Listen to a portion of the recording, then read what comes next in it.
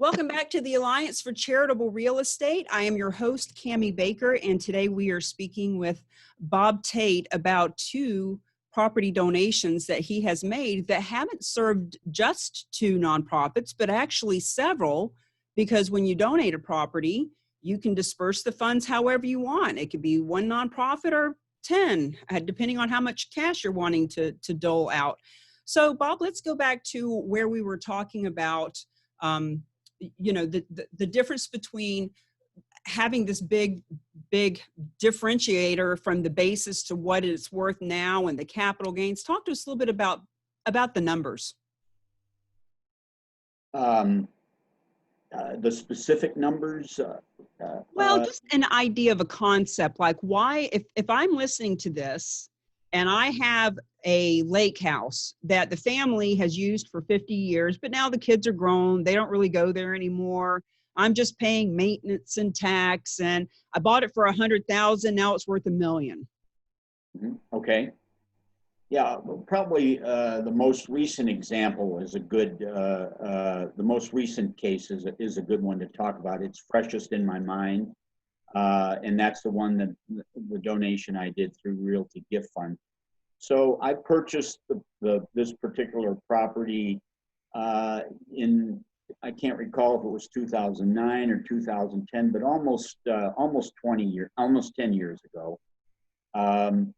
It is in Fort Collins, Colorado, as I mentioned earlier, and that is the home of Colorado State University. And it's a thriving, very sought after place to live. A lot of retirees move there. And the point being that it never really troughed as far as a real estate market. It always has the lift from CSU as far as the appreciation and the demand for housing in that popular community. So as I said, 10 years ago or so, I purchased this property in the low 200s.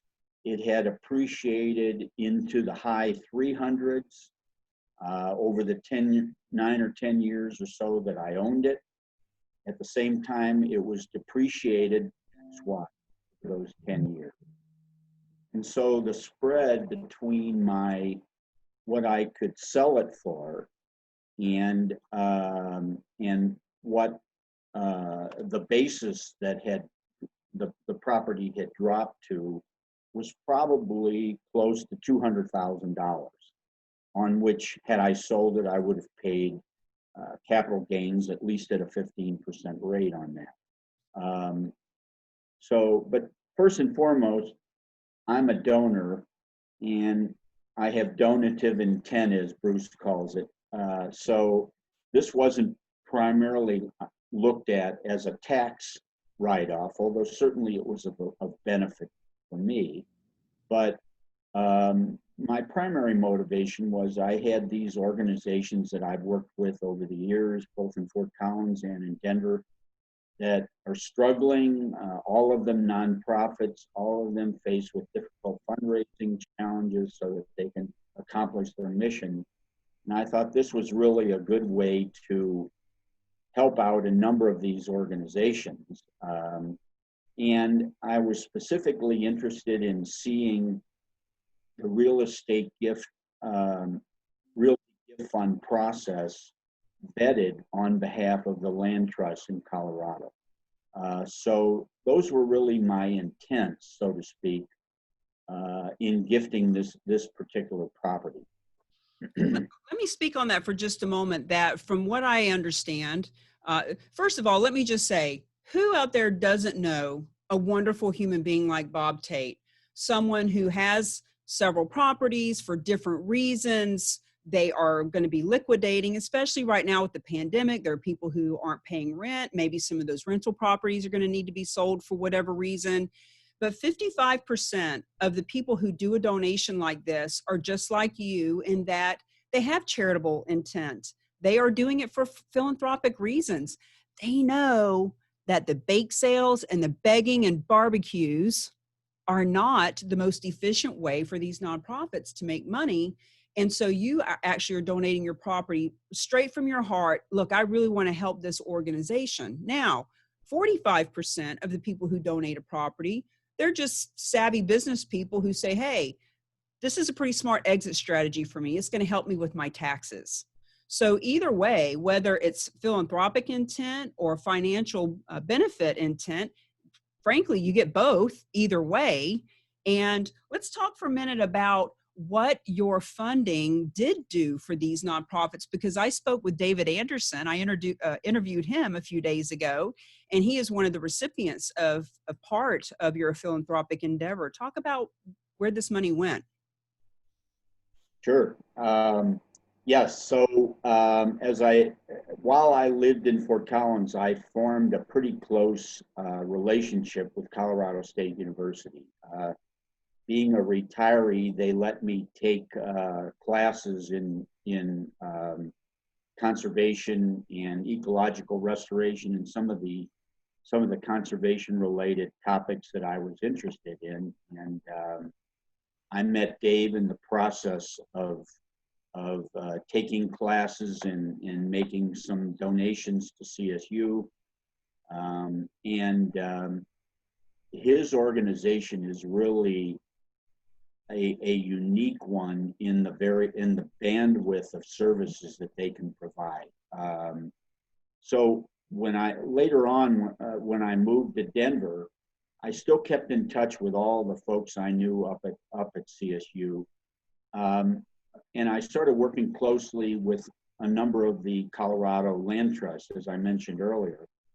And it turns out that Dave's organization, Colorado Natural Heritage Program, has a close working relationship with the land trusts in Colorado. They maintain a database that has all of the conservation easements across the state of Colorado, which of course number into the thousands throughout the entire state. So they serve a vital role in information for land trusts to utilize, both to know what conservation easements are out there and where, and specifically what other areas in the state should be targets for future conservation easements because of their conservation value, be it water, unique plants and animals and so on that operate in those that run around in those parts of the state. So Colorado Natural Heritage Program is taking their services to the next level. And I wanted to be a part of their fundraising in order to make them be able to acquire this highly sought after database put together by an organization called NatureServe that helps land trusts and other conservation organizations identify strategically what are good properties and land areas and scaled up conservation areas that would be ripe for future conservation easements. So that was one of the key organizations that I wanted to see the proceeds from this house gift go towards to accomplish their next level of service to the land trust. And it's really interesting. When I spoke to David about this a few days ago, we think about nonprofit and the begging and bake sales and barbecues and ballroom functions and all the fundraisers. And, we know of the veterans, and we know that there's a soup kitchen in every town, and we know of the children and the animals that need our help that are so, prevalent.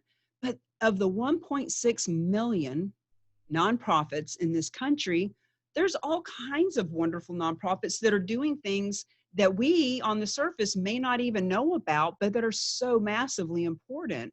And that's one of the reasons I'm so glad that we are focusing on something that wouldn't be normally so mainstream talked about. So the Colorado State University, we've got about 1 minute before our next break. Who else did some of the funds go to? Some of the funds went to the land trust that I actually work for on a part-time basis as partly as a volunteer, partly paid a little bit of money for doing certain things that they've needed done over the last couple of years. Colorado Cattlemen's Agricultural Land Trust, which is a statewide land trust which works exclusively in the agricultural conservation area throughout the state of Colorado. So one of the things they desperately needed was a state-of-the-art database for both for their donors as well as tracking their conservation easements and related issues. So some of the money went towards for that purpose with Cattlemen's Ag Land Trust. I'm also donating a portion of it to the Land Trust Alliance, which is a nationwide representative of all the land trusts throughout the country.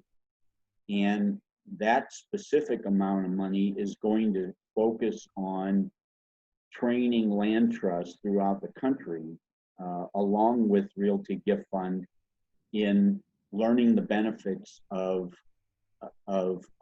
donating properties for the to land trusts, the benefits and the reason. So much aligned with the mission that you're so capably supporting. Well, thank you for that. And when we come back from break, we're going to get into specifically why you are so passionate about spreading the word about this type of a donation, and a little bit more detail around all that. So you are listening to Unity Radio 97.9 FM, Worcester's Community Connection. You can watch us live streamed at WUTY979fm.org or on our Facebook page. We'll be right back.